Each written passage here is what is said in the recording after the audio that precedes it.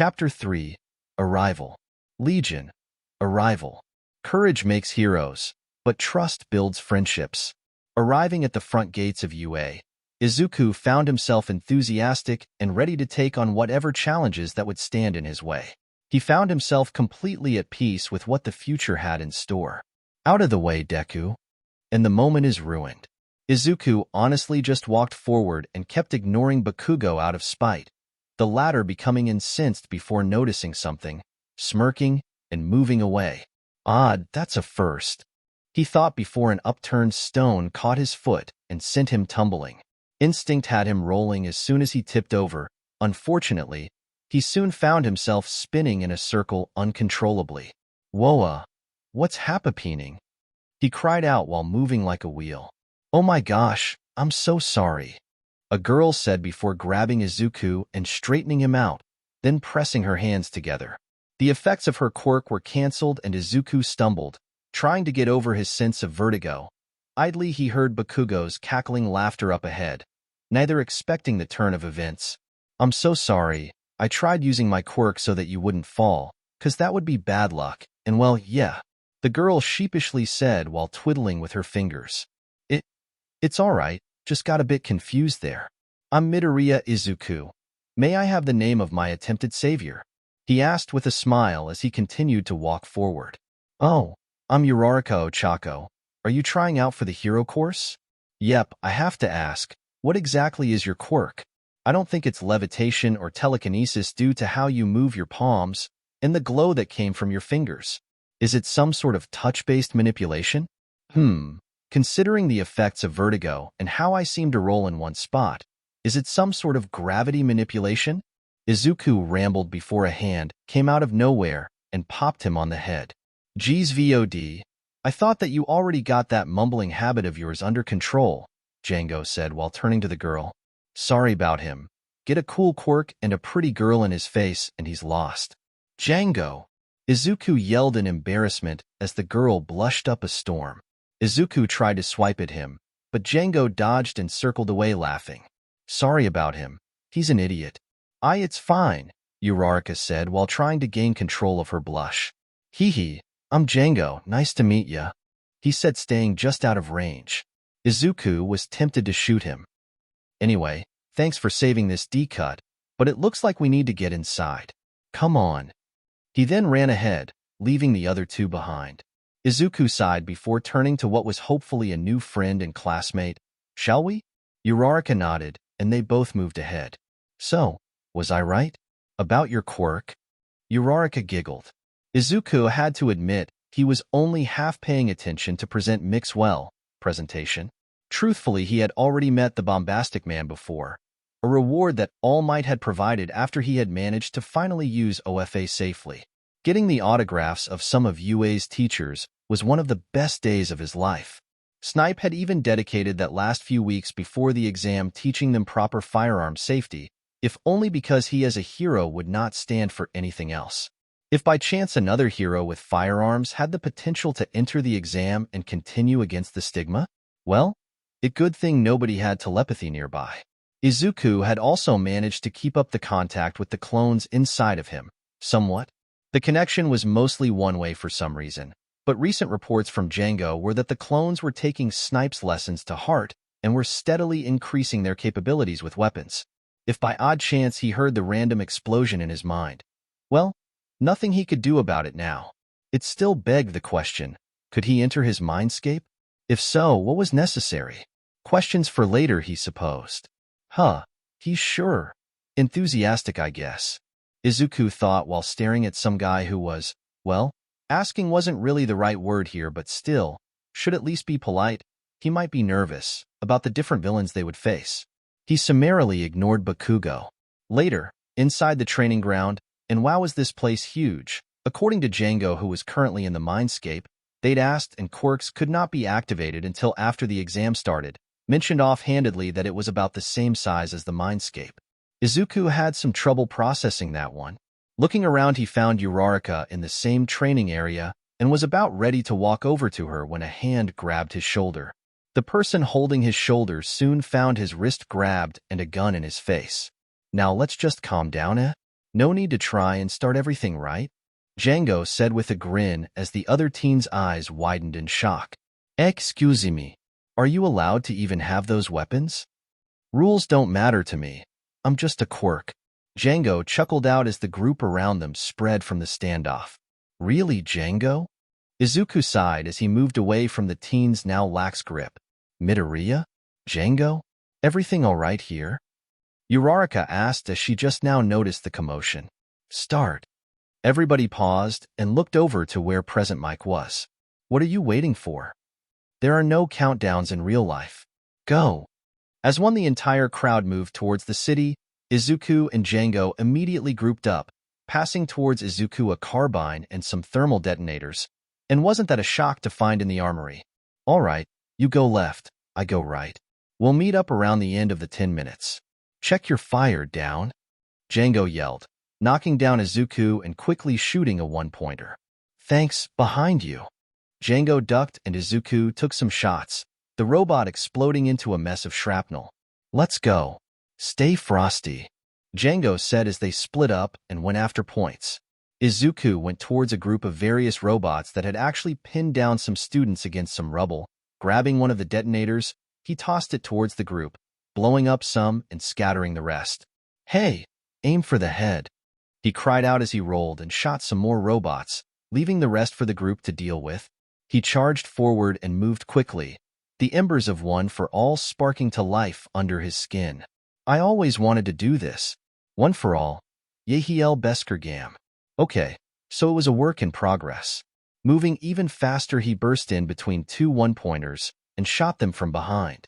After that, he moved upwards, jumping between the walls of an alleyway to get to higher ground. I hope Django's doing worse than me.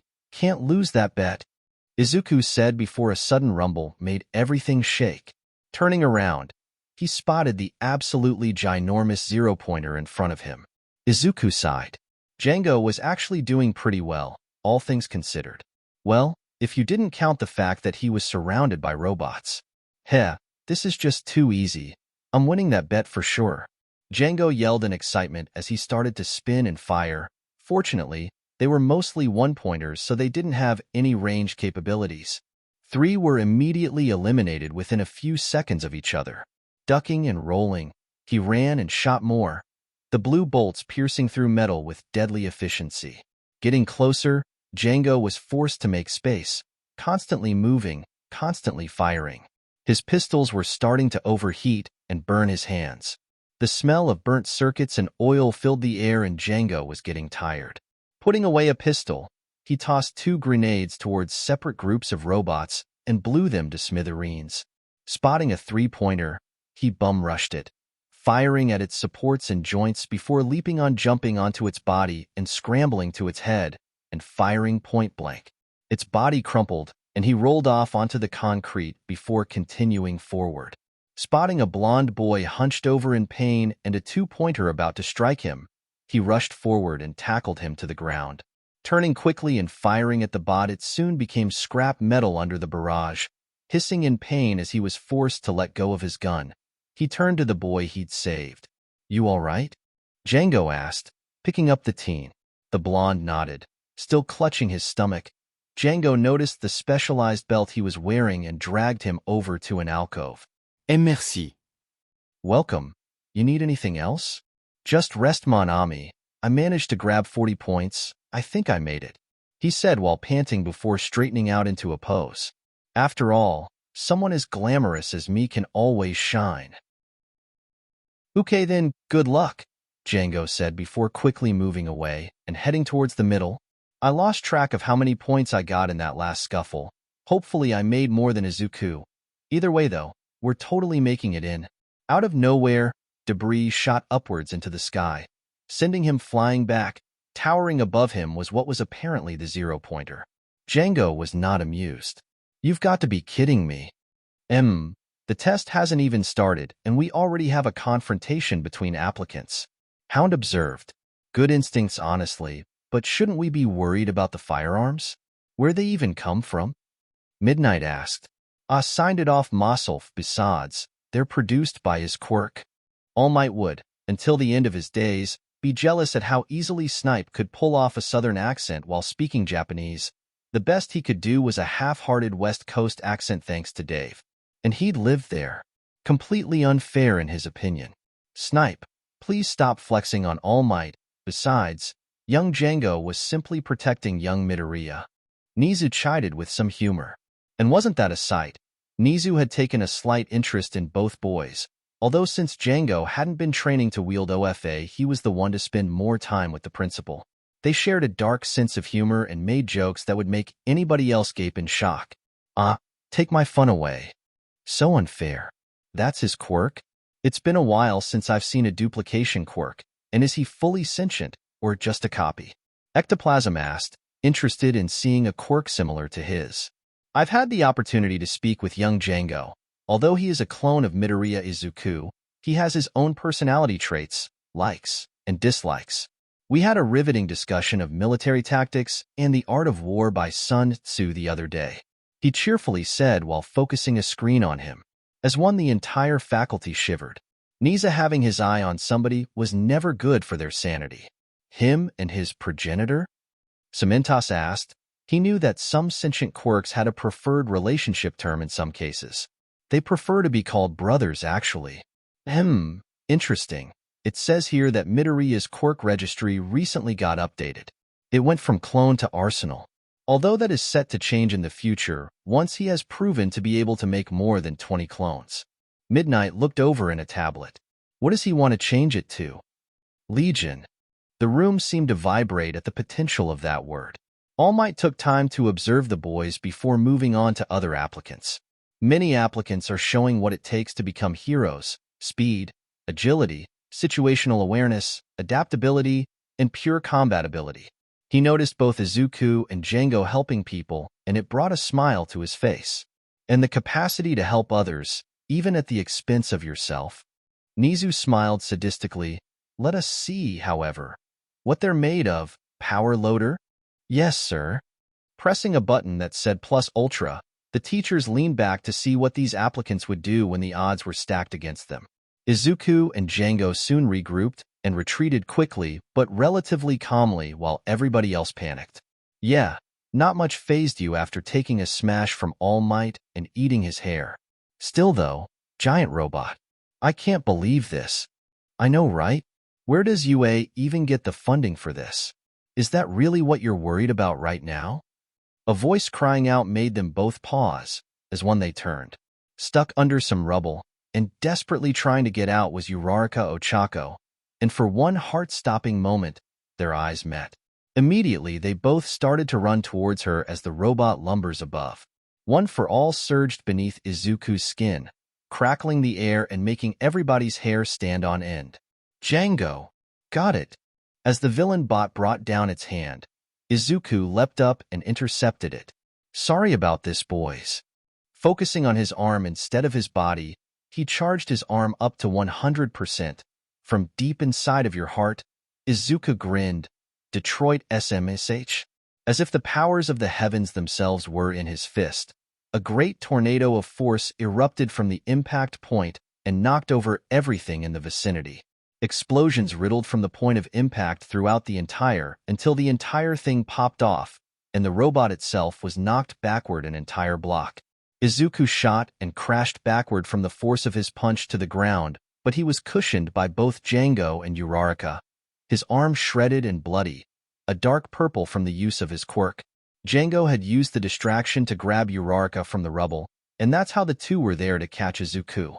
Yeah, good thing you didn't do that last time, right? Shut up, Django. Your arm, Midoriya. What this? 'Tis but a flesh wound. No time for pre-quirk references VOD. That thing is coming back, Django said as he set down Uraraka, and they helped Izuku back up. Adrenaline was an amazing thing now that Izuku thought about it. Axe should have aimed for the head, Izuku grumbled as the trio stared at the half-broken robot that was slowly making its way towards them. You still got them detonators? Django asked as he grabbed the ones he had. Izuku nodded and tossed them over. You managed to blow up a bunch of holes in that thing. If I pop these and I can blow it up more, maybe even the head. That thing could cause a lot of damage before the exam ends. Let's get rid of it. Izuku nodded and grabbed the back of Django's shirt. One for All charged again, sparking wildly as he prepped to throw Django. "Wait, let me help," Uraraka said while tapping Django's back, immediately floating in the air, both he and Izuku to express their appreciation. Moving forward, Izuku spun to gain some momentum. "I've always wanted to do this, Oklahoma." A small twister of wind and energy formed around Izuku's rotating body, Django groaning as he was subjected to the force. "Smash!" he yelled while flinging Django at breakneck speeds towards the zero-pointer. Unfortunately, zero gravity had a negative effect on this situation because while, for training purposes, Izuku has thrown Django, he was not used to the force necessary in this situation. As such, bam! Izuku and Uraraka cringed as Django slammed into the zero-pointer's face, leaving an indent in the metal and leaving him stuck there. "Oh, that is gonna hurt later." "I'm okay," Django groaned out before shaking his head and turning. He saw the other hand coming close to reach him. Jumping off his imprint, he went through the fingers and started running down the forearm, shooting wildly at the zero-pointer's eyes. Knocking out two, he felt the metal shift under him as the robot tried to get him off. Diving towards an exposed ledge on one of its chest vents, he grabbed tightly and climbed his way up the top before sprinting and jumping across towards the other. Making his way to the exposed sections along its left side, he climbed his way in and crawled through to its spinal base, taking special care to avoid exposed wires and the broken framework. He could feel the entire robot shake and even was knocked over by impacts of the robot's fist against its own chassis. Made it. Lot more hassle than I'd have liked, but here I am. Setting off one, he then quickly made his way back towards the opening. With a great eruption, the entire spinal base was blown to pieces, the neck and head collapsing onto the body as the entire thing flipped over. Django himself was too slow to escape and so was flung out of the zero-pointer and into the air, the shockwave disorienting him and sending him careening towards the ground. "Oh no, this is gonna end badly," he groaned as he fell. His fall, however, was stopped by a slap and he started floating in the sky. "Ow!" "Sorry."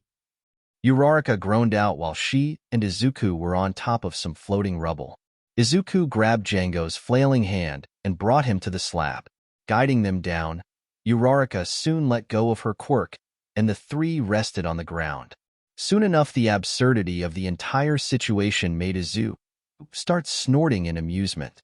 Soon enough, Django started chuckling, and Uraraka giggled before all three of them started to laugh.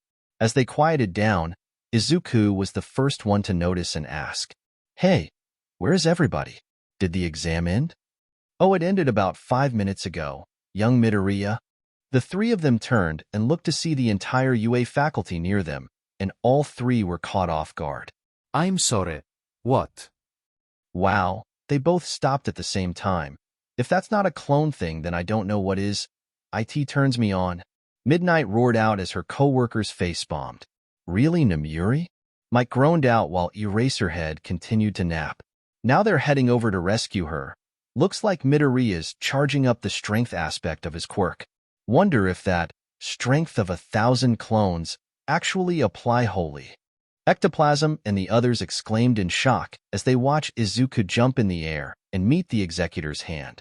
It blew the arm straight off. Power Loader complained. He knew that was going to be a pain to fix. "Well, that's the end of the exam. Call it Mike Dash." "Wait, something's wrong." Power Loaded cried out as he tried various controls on the computer. "What is it, Hajime?" Nizu asked as the other teachers got up. Even Eraserhead was fully awake now.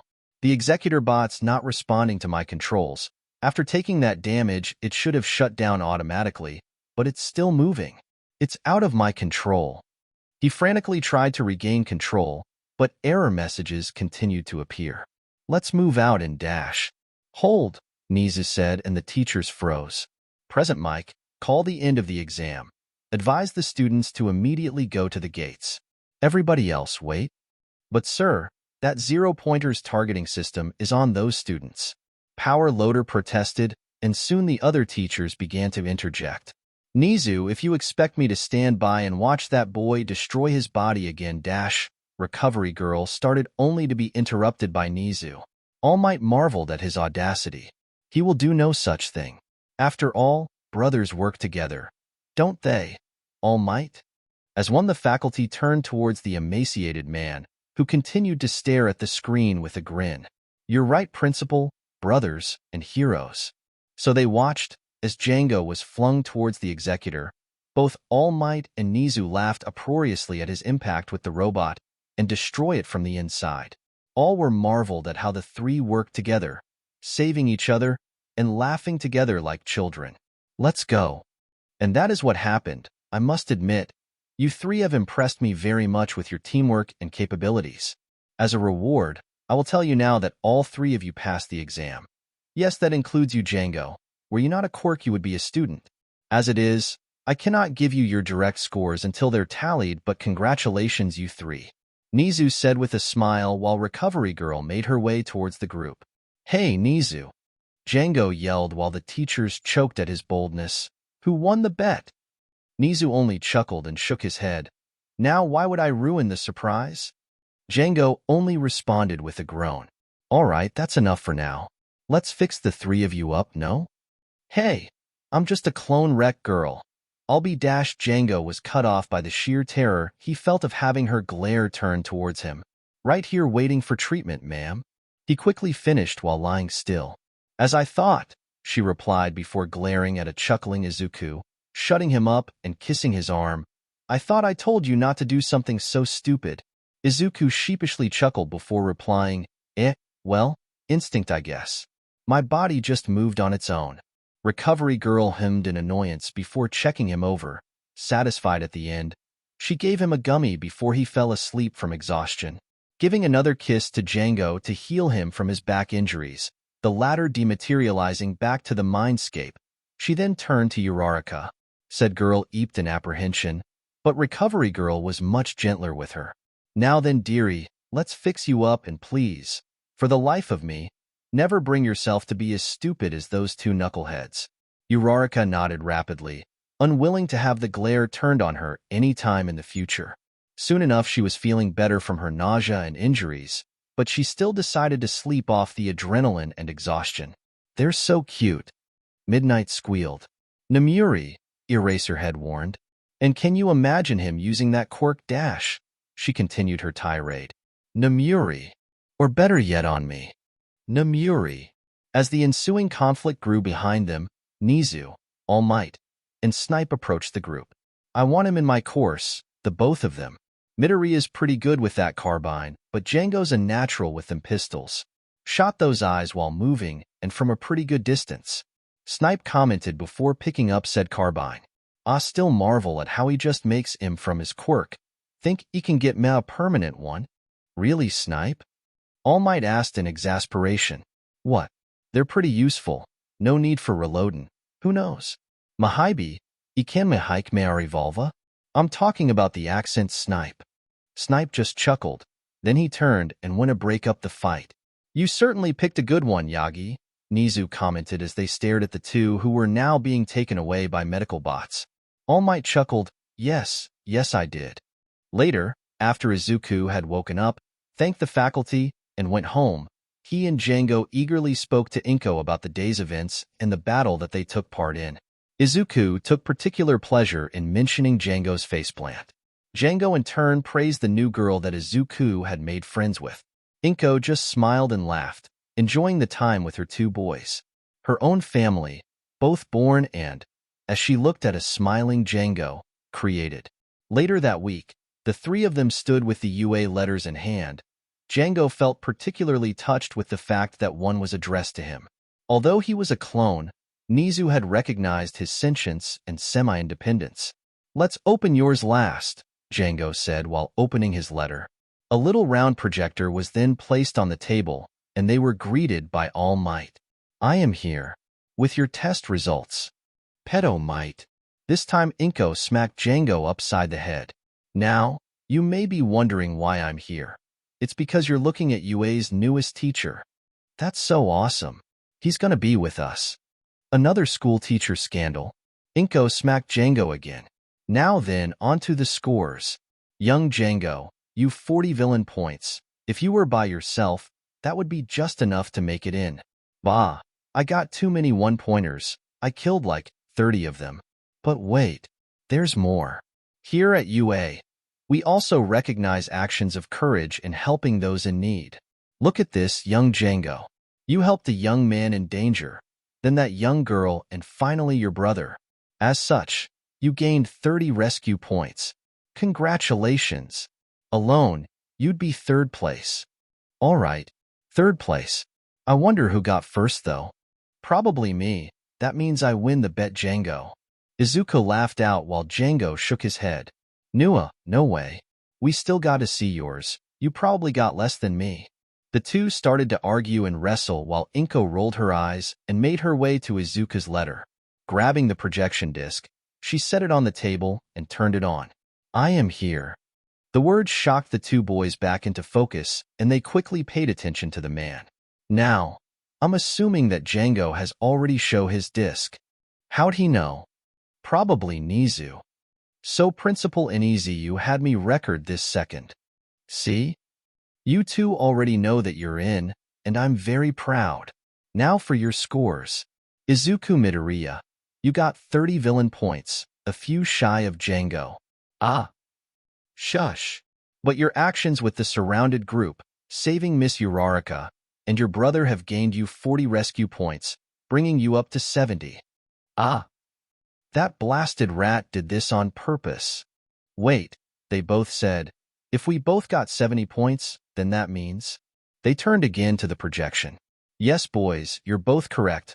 Alone you each have 70 points. That means that together, you have a combined score of 140 points. They stared at the chart that was projected in front of them. Midoriya Izuku / Django, 30 40ths, 40 30ths, 140, first place. Welcome, boys, to your hero academia. The boys loudly cheered, and all three cried tears of joy as they celebrated their success. This was the beginning of their journey to becoming heroes. Together, Izuku was slightly nervous as he stood in front of the large door for Class 1A, but, reminding himself of everything that it took to get here, and hardening his resolve, he opened the door. Of course, it had to be these two. Izuku thought in exasperation while watching the confrontation between Bakugo and the teen that Django almost shot. Said teen took one look at Izuku and immediately stomped over. He looks like a robot. Oh well, might as well get this over with. I, Tenya Ida, humbly apologize. It is clear that you are the superior student, he said with a perfect bow. Izuku wondered if he could put a square and see if there was any space left over. Not what I was expecting, he thought, honestly bewildered at the entire change. Huh, guess you can't judge everybody by the first interaction, he heard Django said from the mindscape. Apology accepted, but I'm no superior student. But you saw the truth of the exam. Returning for the girl, Ida recounted. A part of him still felt shame at not doing anything and simply leaving. Look, I saw someone in danger and I moved. That's it. I didn't even know about rescue points till the end. Ida was about to continue, but he was interrupted by another arrival. Izuku noted that it was the last student and his first friend. Midoriya, you're here. The bubbly Uraraka was very happy to have arrived. She had also cried in joy at receiving her ranking, 28 villain points and 50 rescue points, putting her at second overall. Both were very happy to see each other, and even hugged before quickly splitting in embarrassment. Izuku, suddenly feeling a presence behind him, turned and popped a pistol. Face to face with a caterpillar, he blushed and apologized before turning and sitting in his seat. I can't believe I almost capped a teacher. If you do that again, you should call it Chicago Smash? Izuku groaned. What? Why are you booing me? I'm right. He heard Django yell off to the clones. Humph, good instincts, and at least you sat down. Either way, it took 15 seconds for all of you to quiet down. That's time wasted. That's someone dead. If anything, the silence became more deafening. Either way, we're on a schedule today. Amizawa Shoyuta, your homeroom teacher, put these on. The scruffy man who was a caterpillar grabbed gym uniforms and set them on the desk. And meet me outside for a quirk assessment. What about orientation? Uraraka asked. We don't have time for such frivolities. I'll see you in 10, he said before leaving the room. All of them simply stared before Izuku simply shrugged, grabbed a uniform, and headed out. Soon enough, the rest of the class followed suit. After changing over, they found themselves outside near a large track area, most of them later than others. Obviously, we'll have to work on your timing. That is if you manage to stay here. Either way, let's move on. Today we'll be doing a quirk assessment test. So far, you've all been limited by the government in an illogical attempt to be fair. Here, though, we'll be pushing you to your limits. He paused as if he was deciding something. Bakugo, you managed the most villain points in the exam. What was your ball throw in middle school? About 67 meters, Bakugo said as he walked forward. Aizawa tossed him a ball and motioned for him to go inside a circle. Use your quirk, stay inside the circle. Go all out, that's it. Bakugo chuckled darkly as he rolled his shoulder. All right then, he wounded back. Immediately Django appeared behind a girl with dark purple hair and covered her ears. What the dash? D. Boom. An explosion rang out the field, sending the ball flying and making everybody cover their ears. The girl also clasped her hands over Django's to add more pressure as the sound rang out and left some people reeling. Once the sound died out, Django let go and the girl nodded appreciatively. How did you know? I saw you through Izuku's eyes. We immediately deduced that you had some sort of sound-based quirk. I doubt that you'd like to go deaf the first day. Django explained with a soft smile. Thanks. The gratitude was genuine, but she also felt slightly creeped out that her quirk was so easily discovered by a mere glance. Django nodded before heading over to Izuku, unaware of a smiling blonde boy who was glad to see him again and was about to make his way over when the device in Aizawa's hand beeped. Over 700 meters. They cried out in shock as Bakugo smirked, smoke still rising from his palm. This is all designed to push you beyond your limits, and today we'll discover them. All of them immediately got excited, someone even shouting out that this would be fun. Izuku and Django both felt the atmosphere change. Fun, huh? Aizawa cut in, glaring. Fine then, let's change things up. Whosoever is last gets expelled. Cries of shock and denial rang out from the class, calling it unfair and the like. Natural disasters, villain attacks, injustice, crime. The world's unfair. That's how it works. Here at UA, it's our job to teach you to fight that unfairness as heroes. So either you step up to the plate or leave right here, right now. He beckoned at them, almost mockingly. So show me what you have, plus ultra style. Over the afternoon, the students went through the 8 tests, each one trying their best to not get expelled. Izuku was practically in quirk heaven, with so many new quirks that he wanted to document. As it was, he had to rely on his clones for later. He particularly took notice of how many quirks that weren't suited for some situations, excelled in others. For example, the side steps were overtaken by some short kid with balls on his head that used them like double trampolines. Another used his quirk to get over 500 kilos on the grip strength test. Really, the most interesting was the girl that made an entire electric scooter for the run. Uraraka's was the funniest. Sending that ball to space left him and Django in stitches. Izuku wondered if that thing was still in orbit. Izuku himself managed well on the tests, the most memorable moments being him and Django working together on the grip test, him jumping with one for all on the standing long jump and landing on Django's shoulders, having him run the rest of the way. Some of the class laughed at the spectacle and Aizawa remained dead inside. At the ball throw, however, Midoriya thought to himself about what to do. I can't use a big percentage of one for all. I'll just break my bones. Django, Izuku said as Django reappeared, sticking the ball into his hands and grabbing him by the collar and waist. Izuku lied down on his back and held up Django with his feet. I choose you. Izuku kicked off while pushing his body up to 15%, straining his muscles and cracking some bones. Whoa! Django cried out before landing in a crouch about 50 meters away. You ass! Django cried out as he started to run. Aizawa merely shook his head before staring at the screen in his hand, the numbers steadily rising. He could admit that the kid had some good running speed.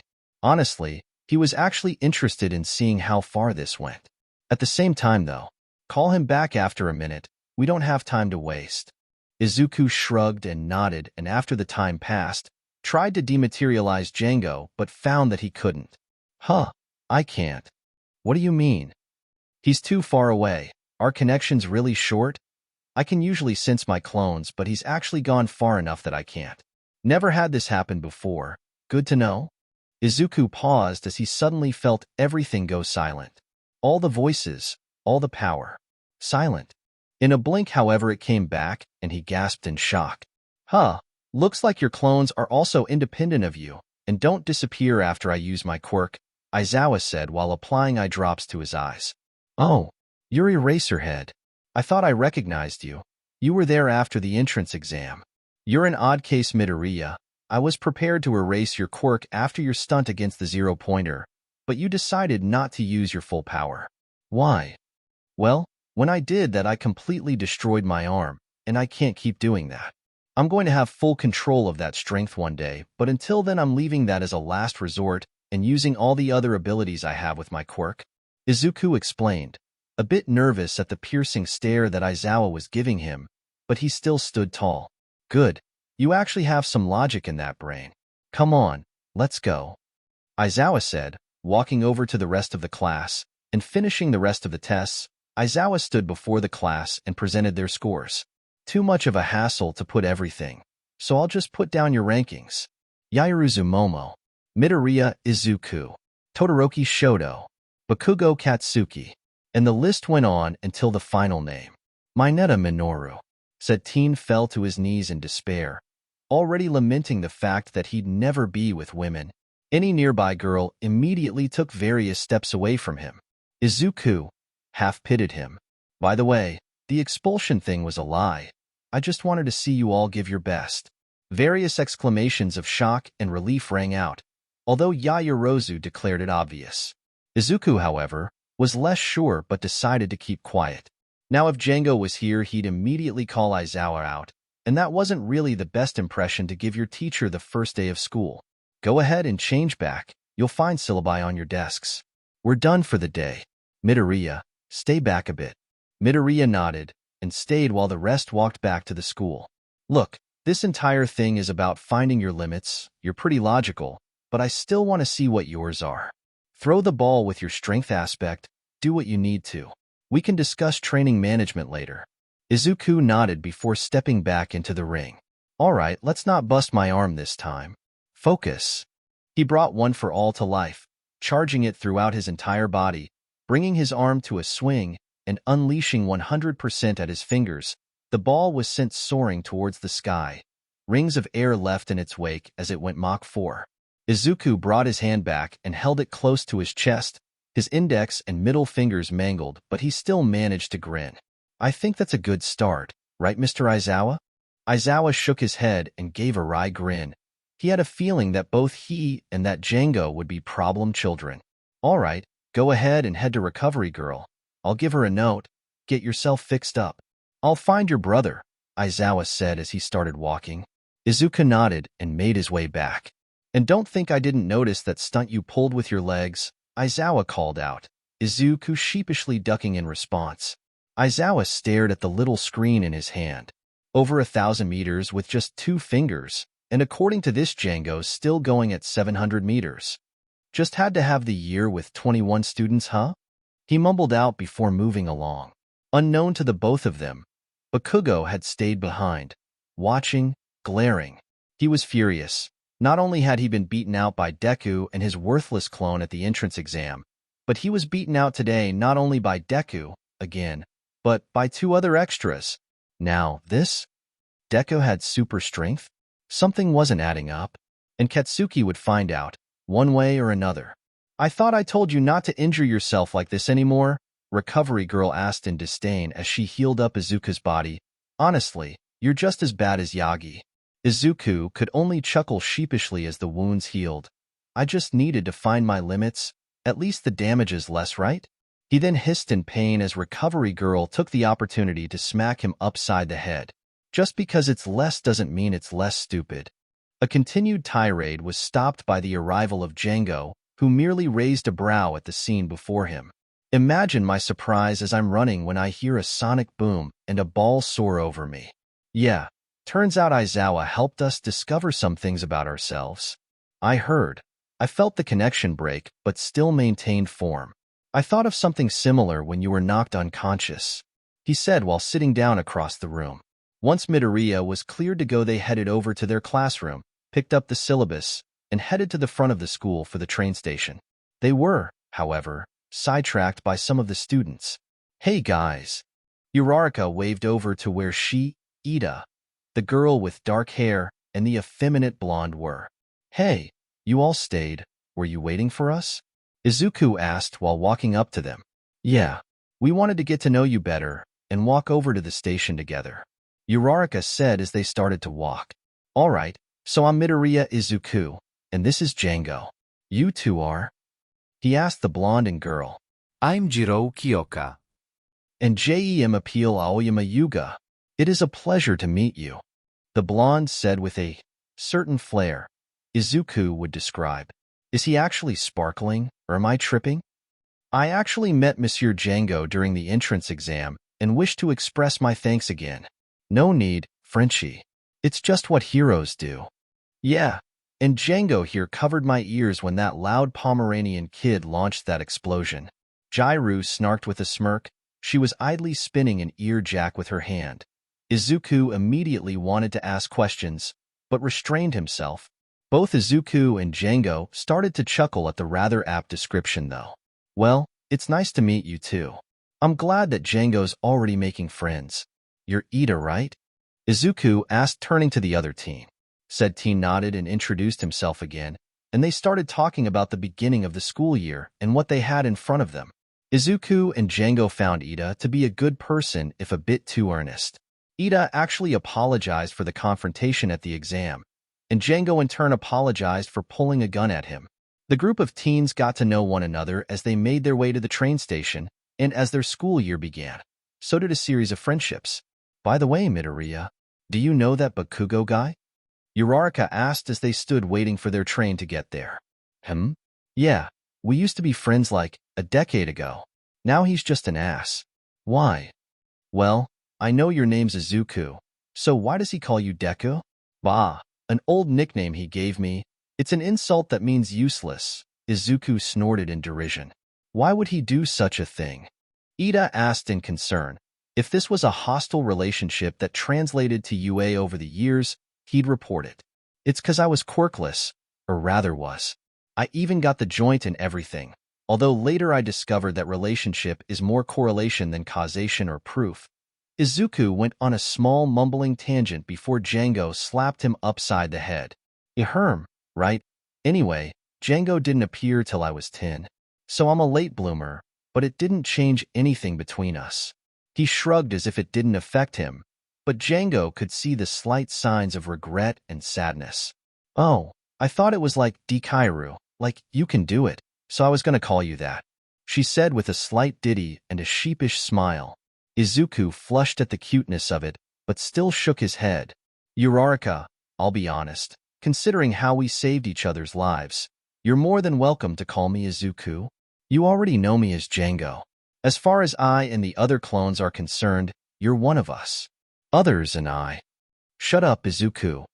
Uraraka smiled in appreciation, nodding and accepting the honor. Then you can call me Ochako. I am Yuga. My name is Tenya. What the heck? We're all gonna be together in class anyways. Might as well cut the middleman. I'm Kyoka. And so they went forwards, 6 friends starting their journey as heroes. Django couldn't be happier for them. Author. And that's a wrap for now. Again, thank you again for reading. Remember, the 77 challenge is still available. Whoever figures out 77's name gets to name a clone.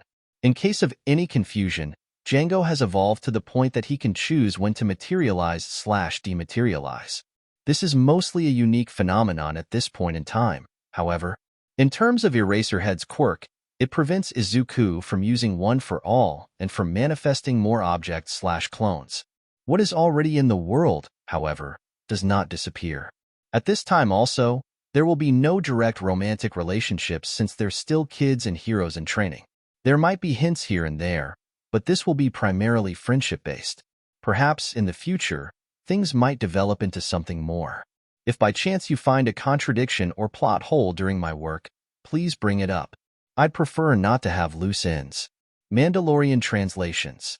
Okay, so I wanted to go a bit more original than just repeating canon with full cowl. So I put down Yael Beskergam, which in Mandoe means full armor, which fits the motif, if a bit unwieldy. Also yes, Snipe flexes his southern country accent on All Might. I imagine it like a Texas thing. I like it though. Feel free to give your thoughts, however. Thank you. Chapter 4. The First Steps. Legion. The First Steps. Overconfidence is the most dangerous form of carelessness. Izuku and his new friends were walking together early in the morning. They all decided to meet together before class started and had met up at the train station. So you've got about 1,000 clones stuck in your head? Just waiting to come out? Kyoka asked with her brow raised. More like 2,000 apparently. I make a clone a day, and they're all just waiting there. I recently discovered how to boost my production, but summoning clones takes energy. I just recently managed to get somebody other than Django. Izuku explained while the others walked slightly ahead. Dude, imagine just having entire squads of clones out on the streets patrolling. Exactly. Immagine. Clones everywhere, all of them keeping the peace. I'd be exactly the hero everybody needs, he said with a smile. And your quirk includes armaments, correct, Izuku? Ida asked as they neared the school.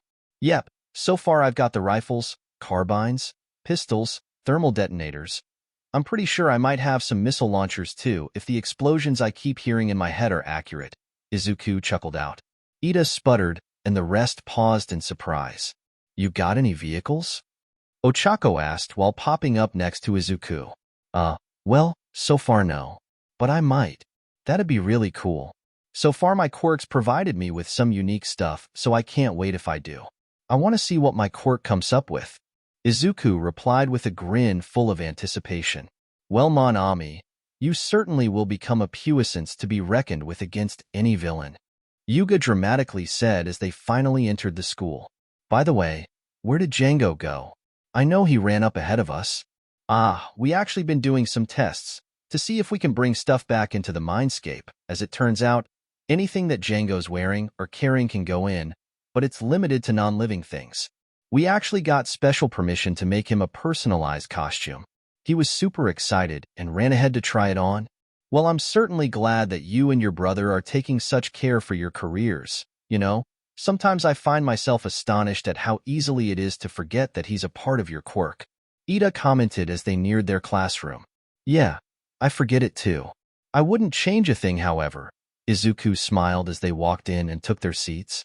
Once class was settled, Aizawa came in and they started their day. All of them, however, were eagerly anticipating their last class of the day. Heroics 101. The door opened with a flourish, and the number 1 hero came sliding in. I am.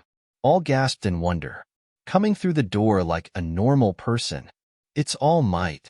We really get to be taught by the number 1 hero. It's really him. This is so awesome. That's not his regular costume. I think that's his Silver Age. Heroics is gonna be so badass. Pedo Might. Izuku slammed his head down on his desk and held his head between his hands, shaking in pure disbelief. The rest of the class was completely silent, all of them in shock at what they'd heard.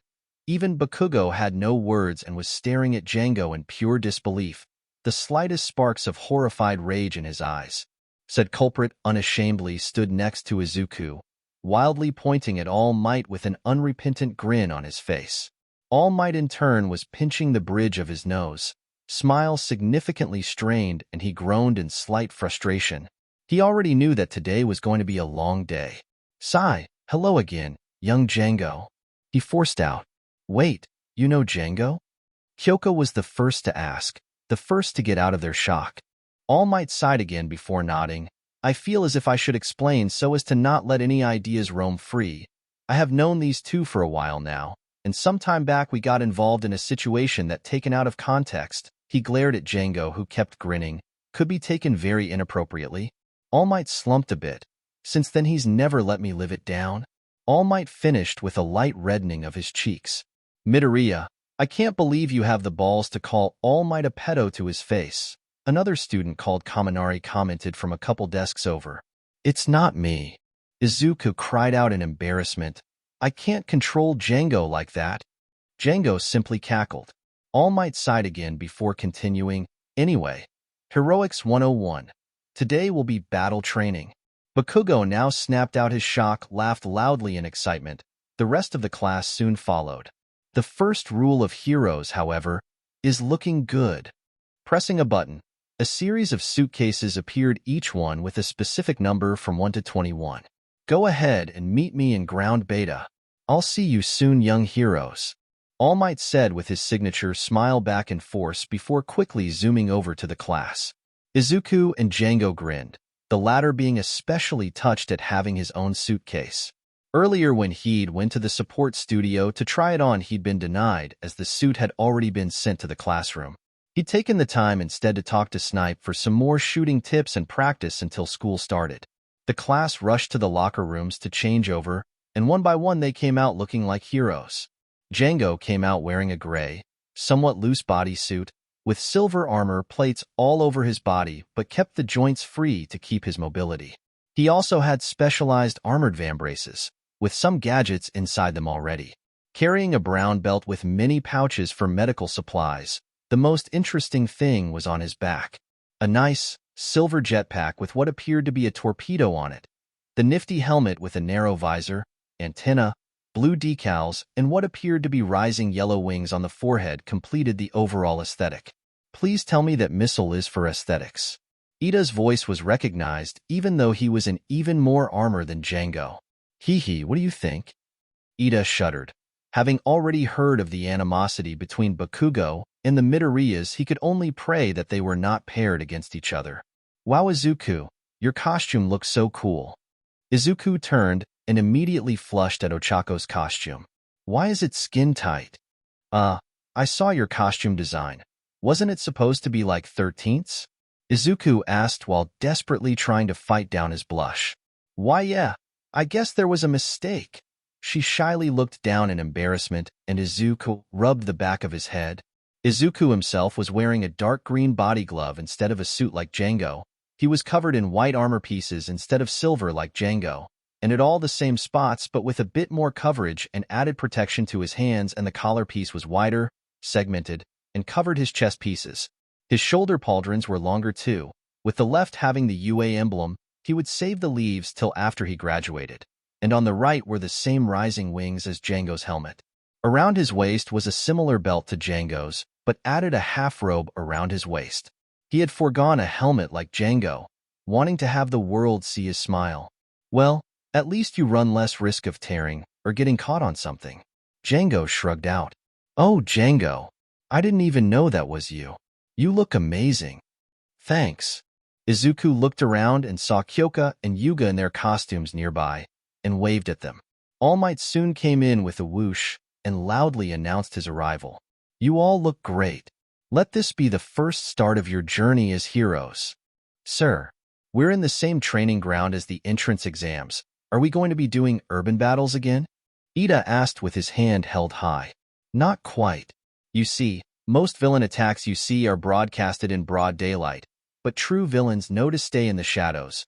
Backroom deals, nefarious bases, among other criminal activities are done out of sight, which is why we're doing indoor battle trials, with you all as teams of 2, with one exception, facing as heroes versus villains with the goals of capturing either the villains or a bomb, and defending said bomb or capturing the heroes.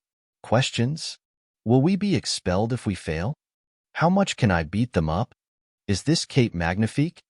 How will we be graded? Hold on.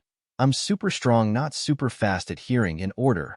No, there is a limit, yes, by a variety of factors based on your performances. Honestly, I'll only be half grading since I'm still new at teaching. Will you admit to your pedophilia, All Might? Shut up, Django. How will we be deciding teams? By balls. Sigh, yes, Django, I know. No need to say it out loud. All Might said while holding a box of balls. Is that really the best way? Ida asked in concern. Well, far as I see it, it makes sense. On the field, we won't be able to choose our partners whenever something happens, Izuku answered. Ida quickly understood and apologized. No es weird. Now for the selections. Wait, hold up. Another student asked. The boy was wearing a GI and had a tail. Other than that, pretty normal-looking guy. You said that there was an exception to the whole 2v2 thing? I can answer that. A new voice said from behind All Might. The class was dumbfounded when the principal popped into view from behind All Might's shoulder. Most of the girls found it adorable, but were too respectful to say it out loud. Django was not one of them. Ah, you look like a plushie, Nizu. All Might froze at the audacity, but he really should be used to it right now. Django and Impulse Control did not have a good relationship. So says the discount snipe, Mr. Django. Oi. You see, students, quite simply I wish to try another one of my experiments. As such, Mr. Django will be separated from his brother here during this exercise. Officially, the reason is to introduce the concept of unexpected variables early on in the classroom. Unofficially, Cementos would be rather cross at having to fix another one of Mr. Django's incidents. The principal explained while remaining perfectly balanced on All Might's shoulder. Oi, how was I supposed to know that the missile would do that much damage to the building? Django protested semi-seriously. The effect was ruined by the chuckles that would escape. The issue was not the missile launcher, rather the chain reaction it caused due to all the thermal detonators you left lying around, Nizu replied with a smirk. Okay, that's fair. They're both insane. Almost everybody else thought at the same time. Izuku merely shook his head in exasperation. As such, one villain team will have Mr. Django on their side to help. How come a villain team? A boy by the name of Sato asked. Because in real life, villains will always have the upper hand, whether it be knowing an area, preparation, or outnumbering you. All Might answered for the principal. Amazing, for UA to prepare us for this already. This truly is an amazing institution, Tenya praised. Izuku nodded along, but wasn't about to sing praises like his friend. All right then, let's set the teams. Midoriya Izuku and Aoyama Yuga, A. Bakugo Katsuki and Ishido Mina, B. Tokoyami Fumikage and Kirishima Ejiro, C. Asui Tsuyu and Mineta Minoru, D. Shiro Hanta and Kaminari Denki, E. Hagakure Toru and Sato Rikido, F. Kota Koji and Shoji Mizo, G. Jiro Kyoka and Ojiro Mashireo, H. Uraraka Ochako and Ida Tenya, I. Todoroki Shoto and Yaoyorozu Momo, J. And let's start it off. First team to go will be these guys. All Might yelled while grabbing two balls. Of course, it had to be A and B. Izuku and Bakugo glared daggers at each other, neither refusing to back down. All Might was suddenly a lot more thankful that Principal Nizu had decided to implement his experiment. He had a feeling that things were about to get tense. So, you got any ideas? Ishido asked while stretching. Bakugo simply scoffed before walking towards the door. Just stay out of my way extra and guard the bomb. I'm going to destroy Deku. He snarled while stomping down the hall. This time it's you're gonna die, Deku. And I'll prove to you once and for all that you're nothing but a pebble in the road. Ishido's indignant cries were unheard to him, and she ended up staying behind to guard the bomb. Well, that was rude. Monami, are you all right? Izuku exhaled sharply through his nose, staring at the building in front of him. Let's just say that Bakugo and I have a bad history. He's going to go straight after me. I know it. From what I saw, his partner's got an acid quirk, and she did great on the flexibility tests. How rapid can you fire? Izuku asked his partner, who, fortunately, was keeping the dramatics to a minimum. I wonder if it's just a side effect of his quirk, or he just loves to pose around. I'm not good to rapid fire, Monami, but thanks to these mirrors, I can launch multiple beams at once. Izuku nodded before asking his next question. But too much, and it hurts your stomach, right? Yuga slumped in disappointment and nodded, but cheered up a bit as Izuku patted his shoulder. I've got an idea then, but first we'll need backup. Extending his hand, he summoned 77, who surprisingly enough appeared in his own armor. 77 reporting for duty, sir. You have armor? Recent addition to the armory, from when you overloaded your quirk at the entrance exam. Well, kind of. It was an armor manufacturer, and we decided to design something that would work. Said armor was a black body glove covered in white armor similar to Izuku's, although the chest plate and abdomen armor weren't split, and the helmet was completely different, rounder, with what appeared to be a filtration system around the mouth. Izuku commended their initiative. All right, more questions for later. First, Yuga, you and 77 are going to look for the bomb. I'll face Bakugo. Are you sure, sir? I have to. All right then, Hero Team, you can go in. The three entered with caution, and having read the floor plan headed up towards the stairs. Reaching another floor, 77 took the lead, but held his fist up, pointing to his helmet and then towards an adjacent hallway. Izuku nodded and charged up one for all and clotheslined Bakugo. 77, Yuga, head on up and find the bomb. I'll take him out, Izuku said while palming his pistol before deciding not to use it. This was personal. He wanted to beat Katsuki with his own strength. Deku. Bakugo snarled in fury, practically frothing at the mouth, explosion roaring to life in his hands. Bakugo, Izuku replied in turn. One for all already charged, and the two stood off. You think you can take me out? You're nothing with or without your quirk. Today I prove you wrong.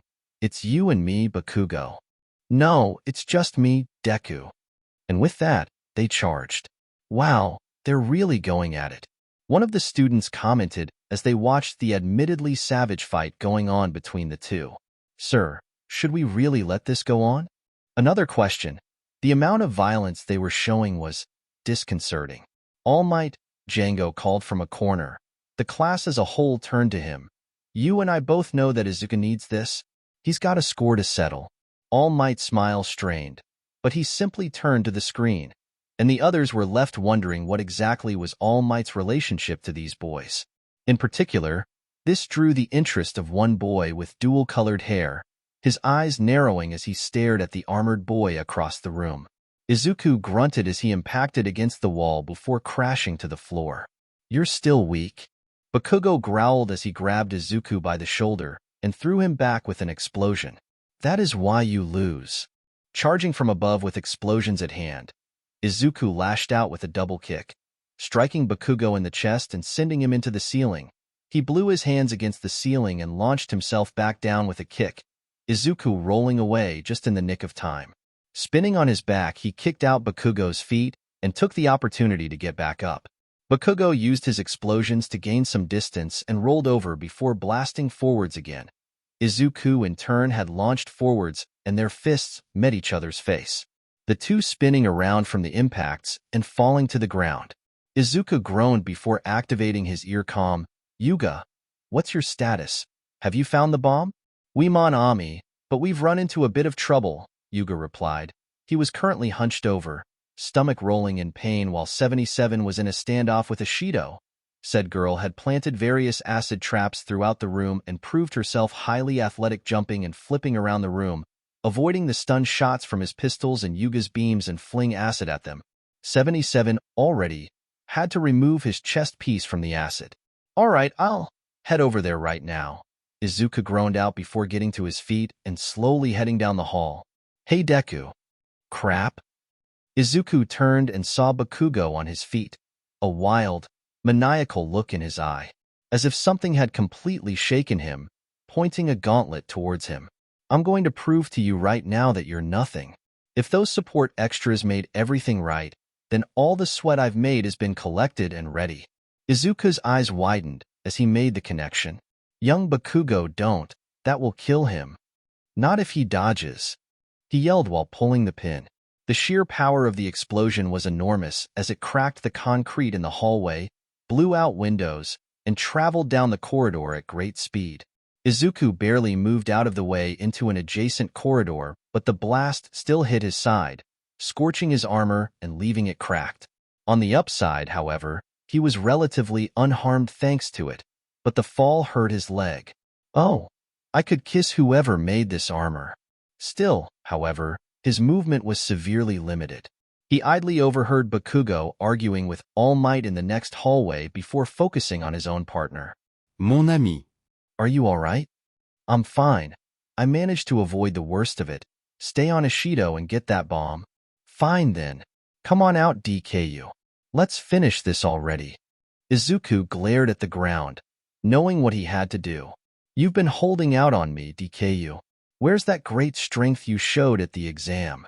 You think you're too good for me. You're still nothing. TCH, I can't believe I've been forced to do this, Izuku grumbled as he exited the hallway. There you are. Finally ready to die? Shut up already. Let's get this over with, Izuku said as One for All surged to life again. You looking down on me.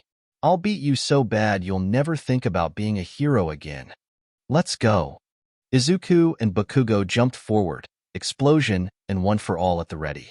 Unheeding of All Might's warnings to stop, Izuku drew his hand back. Chicago. All Might paused. Smash. And Izuku shot Bakugo. The stun round did its work, and Bakugo flopped hard to the ground, the sparks of his quirk going silent. Izuku stayed bent on his knees, breathing deeply, sweat dripping off his body and blood dribbling in his mouth. Honestly, the funniest thing was how the air smelled like caramel. Izuku sighed before wrapping the capture tape around the boy's wrists. While he won, the victory felt hollow. He'd wanted to win with his own strength, not just shoot him. He absent-mindedly noticed Bakugo's elimination announcement, but continued staring, as it was though he couldn't help but feel saddened. What happened, Kakin? We were brothers once, he whispered before heading over to the others.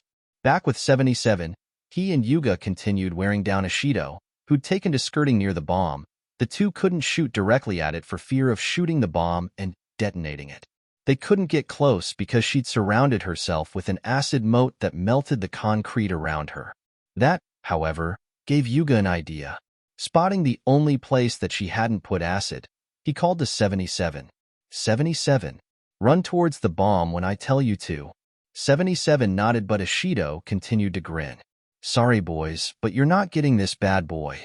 So declares the Alien Queen. Desol, Alien Queen. But heroes always find a way. Now, Yuga yelled as he shot his naval laser towards the last support. The floor underneath the bomb quickly started to fall and Ishido stumbled while 77 ran ahead and tackled the bomb before turning and landing on his back. Ishido herself fell through the floor, landed on the concrete pile on the next floor. Owie. Hero team wins with 1 minute to spare. Both 77 and Yuga sighed in relief. Great plan, Aoyama. Only because you are so formidable a comrade, and Yuga, silvu plate. Formidable, huh? You know Francais as well? Meh. Not really, but it sounds similar to English, and Izuku studied that. All Might obsession, see? They sat down for a bit before looking over to the hole where Ishido fell. You all right? 77 asked in concern. I kind of hurt my legs. All right, let's get you out of here. Yuga? 77 asked as he got up on his feet. Yuga nodded and rose as well, secretly glad that he had the foresight to wear a diaper under his hero costume. Not that he'd let anybody know, of course. Crawling down to where she was, they helped her get up and then supported her so that she could walk out. Stumbling a bit due to the damage to her leg, they decided to do a two-man carry by linking their arms and having her sit like a chair. Along the way, they met with Izuku, who congratulated them for their success. Eventually, the medical robots came and took away Bakugo, Izuku, and Ishido towards Recovery Girl, and 77 and Yuga went back to the observation room. Well now, while we're waiting for the others to return, let's quickly review. Now, all of them did different things, but who would you say is the MVP of the group? 77 and Yaoyorozu raised their hands. All Might chose Yaoyorozu to go first. I would say Aoyama, sir, since he was the one who had the most focus on the mission and caused the least amount of collateral damage. Midoriya and Bakugo's fight became a slugfest, and they lost focus of the objective. Midoriya himself should have simply shot Bakugo from the beginning instead of letting the fight drag on like that. Ishido did well in defending the bomb, but her liberal use of acid and lack of foresight left her exposed to Aoyama's quick thinking and adaptability. I'm not sure if 77 counts, sir. She finished with a slight mumble. Don't worry, I don't. I'd also like to say that I agree. Boss needed to do it, but from an objective standpoint, it would have been better to shoot the angry Pomeranian. Pom-Pom's self-explanatory, and Pinky was great. Dodged every shot I gave her and got some good licks in, but she left herself open. 77 continued even with the slight giggles of the class over some of the nicknames. Yuma was beaming in satisfaction as All Might nodded and agreed with him being the MVP of the exercise. 77 clapped him on the back, and for once Yuga felt that he didn't need to worry about being normal. By the way, call me Fordo. Yuga paused at the word and smiled. All Might had the other teams go and do their trials, and Django took notes on each one for Izuku. Idly, he noticed Yuga and the newly named Fordo talk to the side. He was glad that his VOD were making friends. He hoped that once Izuku managed to manifest the rest, they'd also make friends. Quite honestly, he was still very angry at how Bakugo almost killed Izuku. He'd almost barged right into the trial, but Nizu stopped him and had promised to address the situation. He'd also reminded him to deactivate his jetpack rocket. Whoops. Still, he was glad that Izuku managed to win on his own, even if the victory would be hollow. You're doing great, VOD. You'll make it one day. Earlier, Django had done lots, and as such was designated for the final villain team. He was completely unaware of Nizu standing next to him, looking at his notes, attempting to read them but unable to. Oh, what language is this? Django jumped off his seat before staring at the furry principal next to him. Really? What? Django just sighed. It's called Mandoe. Me and Izuku came up with it to encode our notes. We also plan on using it to discuss battle plans and moves. Surprise the enemy, you know? I see. And what notes have you taken on your classmates? I'll read them out to you. Second match. Teams D and F. Team D, Azui Tsuyu, Frog, Mineta Minoru, Popoff, Heroes. Team F, Hagakure Toru, Invisibility, Sato Rakido, Sugar Rush, Villains. Team D attempted to do an infiltration through the roof. Azui threw Mineta upwards before leaping herself. Noted for some excessive force in the throw. Possible causes? They entered quietly, although it should be noted that Mineta spent the entire time staring at Azui in a perverted manner. They were discovered by Hagakure, who was patrolling the hallways around the bomb room while Sato stayed to guard. Once they reached the bomb room, Mineta was ambushed by Hagakure and Sato engaged Azui. Mineta groped Hagakure, and I very much hesitate to call it an accident due to invisibility, as he attempted to excuse. Should keep an eye on him in the future. Needless to say, revenge was swift and brutal. Sato finally managed to pin Azui despite her better speed and agility. Questions to be answered. Azui, what are the limitations to her quirk? Can she embody all kinds of frogs, or a specific family/species? If so, there is potential for camouflage, poison, and stomach expulsion. Blue dart frogs? Mineta, quirk is excellent for trap placement and restraint. Personality leaves much to be desired. Also, while I understand what he's going for, that costume does him no favors. How many can he make? How long do they last? Possible counters? Hagakure. Her costume is literally boots and gloves, utterly ridiculous. The chances for sexual assault against her are extreme, especially due to her invisibility. Perhaps the armory can manufacture specialized armor that can be turned invisible.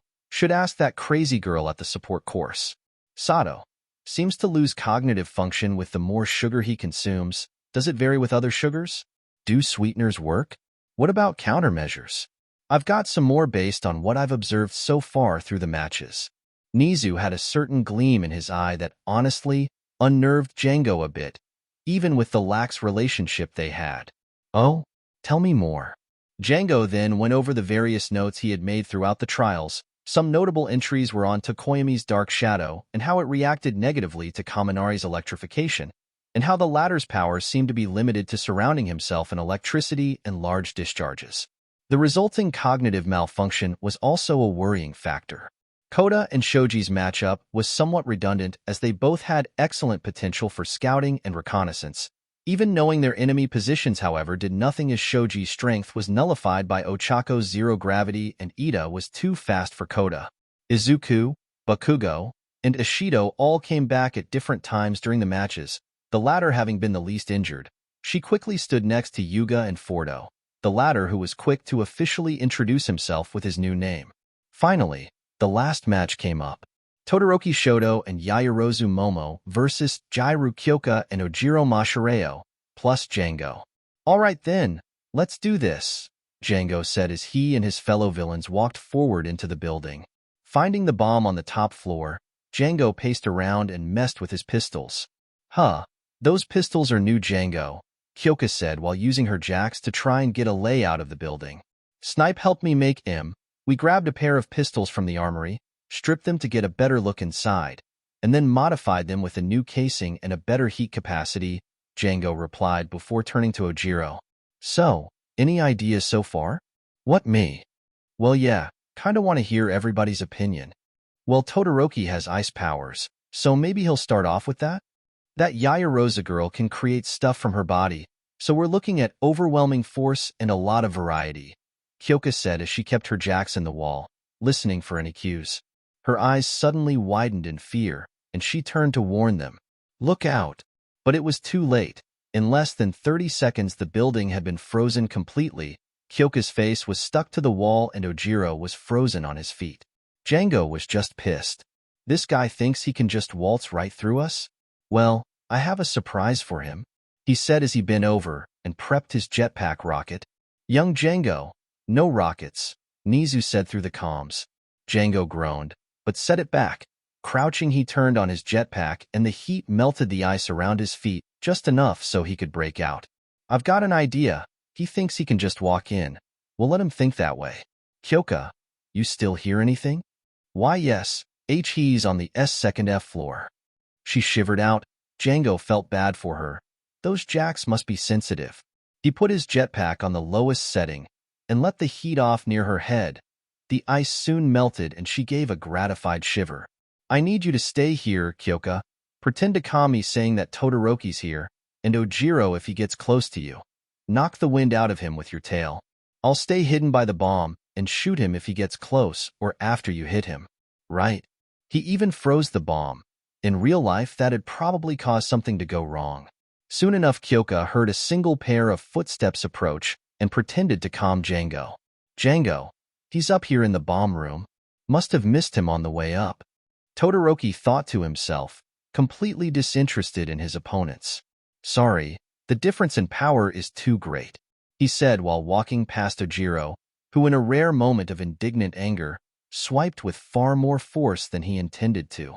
The blow from his tail to Todoroki's sternum not only knocked the breath out of him but cracked bone. Out of breath, Todoroki was unprepared for the arm that reached over and under his neck, cutting off his breathing. Panicking, Todoroki completely froze his right side along with Ojiro, which allowed him to get his breath and fall to his knees, coughing and trying to regain his composure. Glaring at the frozen boy next to him, he kneeled back up with a cold rage in his eyes. A valiant attempt, but ultimately futile. You sure about that? Todoroki gasped in surprise as he turned towards the left and was face to face with the barrel of a gun. Django quickly stunned him, and the boy fell over in a slump. Jetpack's too slow, and if I go high I'll just blast myself. Flamethrower it is. Flamethrower. Kyoka gasped out as Django unleashed a torrent of flames over the ice, turning it off when it was melted enough. Ojiro was violently shivering, but Django could make out the thanks in between the chattering of his teeth. Kyoka was already free, having used her jacks to break the ice apart, doing the same to Ojiro, who continued to shiver. Django grabbed Ojiro and held him close. I need to get him outside into the warmth. You think you can handle being here alone? Yeah, I can manage. Good, stand back. Using his flamethrower, he melted a section of the wall before moving back a bit and blowing up the wall with his rocket. Don't forget to tie him up, Django said before flying off with Ojiro to the next roof. Kyoka quickly tied up Todoroki, who was still out like a light, and stood guard in case Yaoyorozu made it in.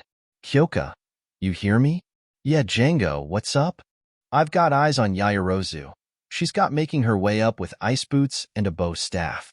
Understood, Kyoka said as she vibrated the remaining ice that wasn't melted around her to break it apart and get better footing.